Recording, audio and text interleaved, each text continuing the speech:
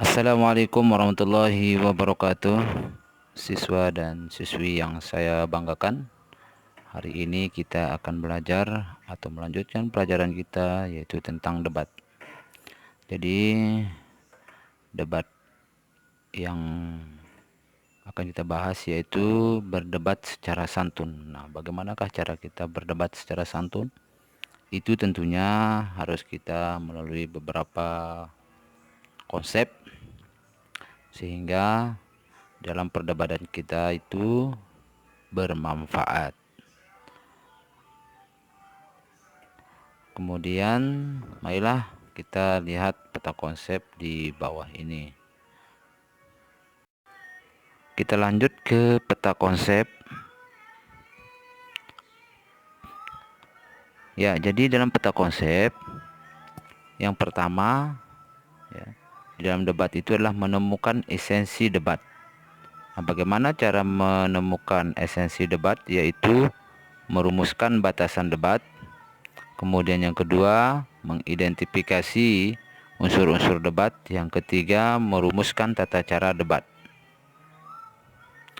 Kemudian setelah menemukan esensi debat, yang kedua yaitu mengonstruksi bagian-bagian dalam debat.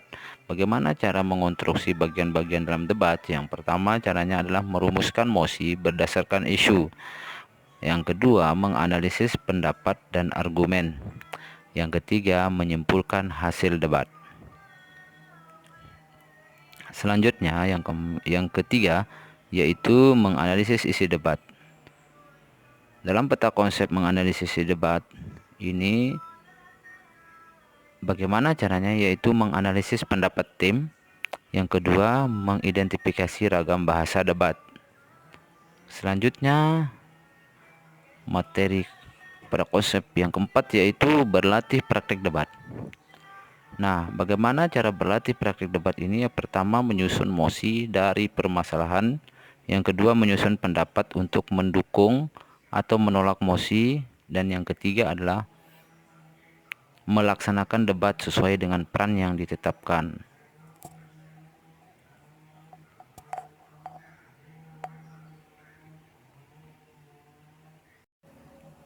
Selanjutnya yang ketiga yaitu kompetensi dasar.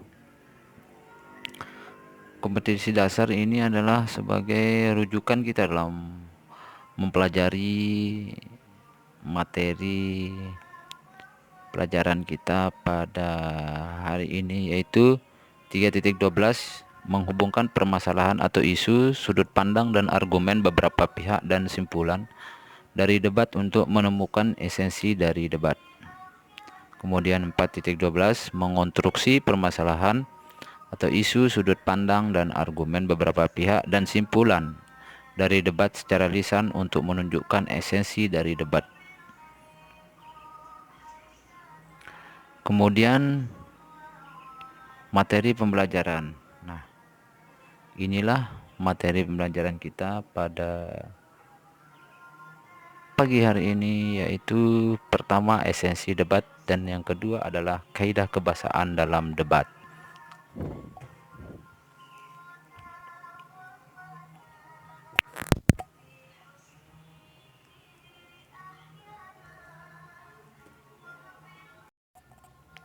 Pembelajaran pertama. Sebelum kita masuk ke materi debat, kita harus tahu tujuan pembelajaran kita, yaitu diharapkan siswa dapat menganalisis isi, sistematika, dan kebahasaan sebuah proposal dengan jujur, penuh rasa ingin tahu, bertanggung jawab, dan responsif. Kita lanjut ke pengertian debat. Debat merupakan pertentangan argumentasi. Untuk setiap isu, pasti terdapat berbagai sudut pandang terhadap isu tersebut. Alasan-alasan mengapa seseorang dapat mendukung atau tidak mendukung suatu isu.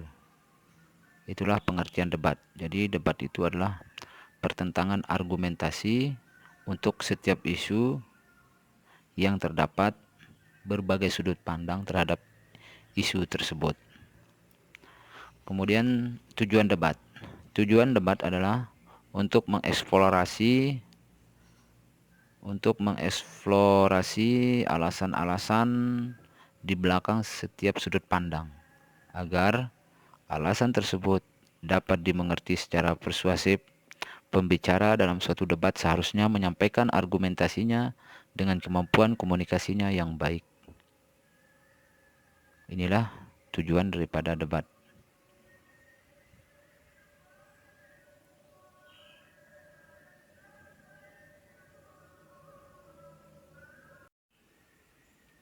Kemudian ada debat kompetitif. Apa yang dimaksud dengan debat kompetitif? Debat kompetitif adalah merupakan debat yang menggunakan suatu format tertentu. Dengan adanya format khusus, setiap orang dapat secara tertib berbicara pada gilirannya dan diberikan waktu, kesempatan untuk membuktikan poin yang ingin disampaikan.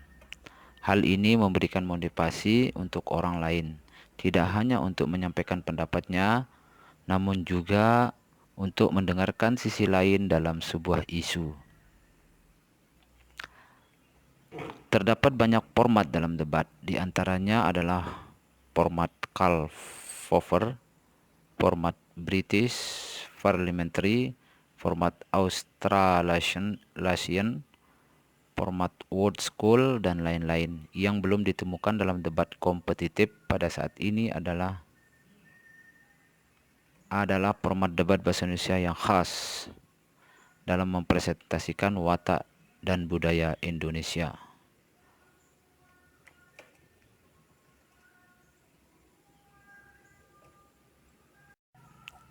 Selanjutnya, apa alasan yang mendorong orang untuk berdebat? Berbagai alasan yang mendorong orang untuk berdebat, antara lain meyakinkan orang lain bahwa opini dia lebih baik, mendengarkan opini orang lain terhadap suatu isu, menemukan solusi yang terbaik untuk suatu masalah,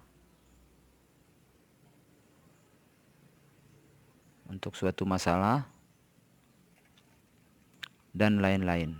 Tujuan dari debat kompetitif adalah meyakinkan juri bahwa argumentasi yang dibangun oleh suatu tim lebih kuat dibandingkan argumentasi lawannya. Oleh karena itu, individu yang terlibat dalam debat mendapatkan kesempatan berpikir kritis dan analisis dan mampu berbicara di depan umum. Debat bukanlah suatu diskusi karena debat tidak menghasilkan kompromi sebagaimana ditemukan dalam sebuah diskusi. Jadi supaya dibedakan antara debat dengan diskusi. Kalau debat itu tidak perlu ada hasil kompromi, artinya hasil kesepakatan. Tetapi dalam debat itu yang diinginkan adalah kesimpulan. Sementara kalau dalam diskusi itu ada istilah hasil kompromi atau hasil kesepakatan. Nah, itu perbedaannya.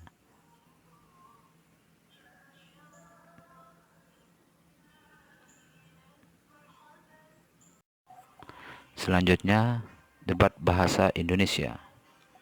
Dalam debat bahasa Indonesia mengadopsi debat dengan sistem parlementer.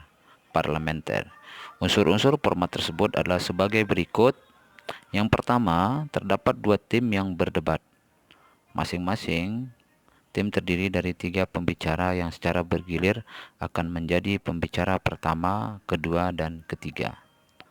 Yang kedua, salah satu tim akan menjadi sisi pemerintah atau garis miring positif, yaitu sisi yang mendukung mosi atau topik, dan tim yang lain akan menjadi sisi oposisi atau negatif, yaitu sisi yang tidak setuju dan tidak mendukung mosi atau topik.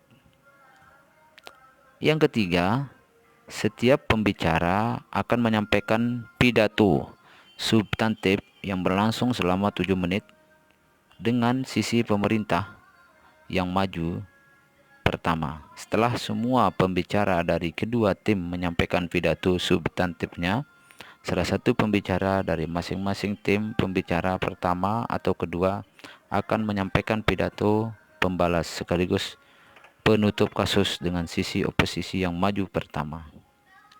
Dan yang keempat, yaitu urutan pembicara dalam debat adalah sebagai berikut: pembicara pertama sisi pemerintah, pembicara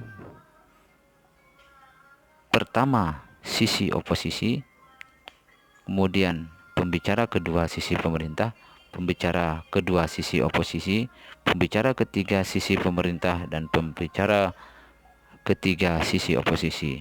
Pidato pembalas atau penutup sisi oposisi, pidato pembalas atau penutup sisi pemerintah.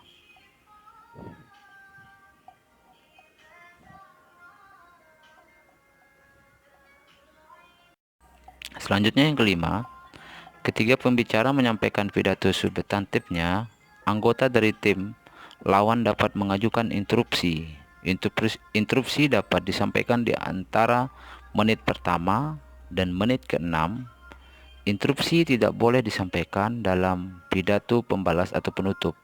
Pembicara yang sedang menyampaikan pidatonya memiliki hak penuh untuk menerima atau menolak interupsi. Selanjutnya yang keenam, dalam lomba debat terdapat seseorang yang berperan sebagai penjaga waktu atau timekeeper, ya, atau timekeeper yang berfungsi sebagai pemberi sinyal waktu. Ia akan mengetuk satu kali pada akhir menit pertama dan menit ke-6 untuk menandakan awal dan akhir waktu. Diperbolehkan poin interupsi atau penjaga waktu juga akan memberikan 2 ketukan pada menit ke-7 untuk menandakan bahwa waktu untuk menyampaikan pidato sudah habis, dan sebaiknya pembicara menyelesaikan kalimat terakhirnya. Pembicara yang berbicara kurang dari 6 menit dianggap tidak memenuhi waktu berbicara dan dapat dikurangi poinnya sebagai bagian dari penilaian terhadap unsur strategi. Pembicara setelah 7 menit 20 detik juga dapat dikurangi poinnya atas dasar alasan yang sama.